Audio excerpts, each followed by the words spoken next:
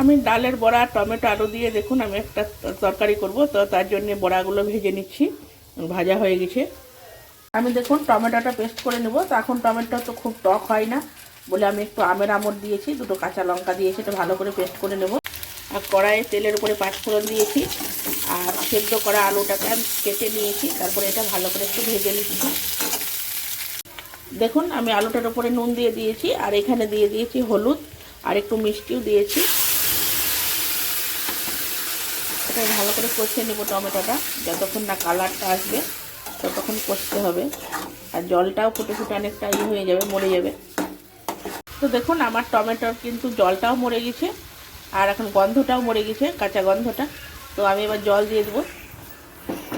আমি এবার দেখুন হালকা করে ফুটতে লেগেছে, এরকম বড়াগুলো দিয়ে দিচ্ছি। তো দেখুন আমি এখানে ভাজা গুঁড়ো দিয়ে দিয়েছি, আর এখানে ধনে পাতাও দিয়ে দিচ্ছি কিছুটা। তো এই আপনার এখানে ধনে জিরে আর শুকনো লঙ্কা ভেজে যে গুঁড়োটা সেটা দিয়েছি। তো একটু পরেই দেখবেন এতটা জল আর থাকবে না, জলটা টেনে যাবে। আপনাদেরকে দেখাবো আমি। তো বড়ার ঝোল একটু সবসময়তে একটু মানে ঝোলঝুলি নামাতে হয়, তো খাবার সময় ওটা ঝোলটাই টেনে যাবে।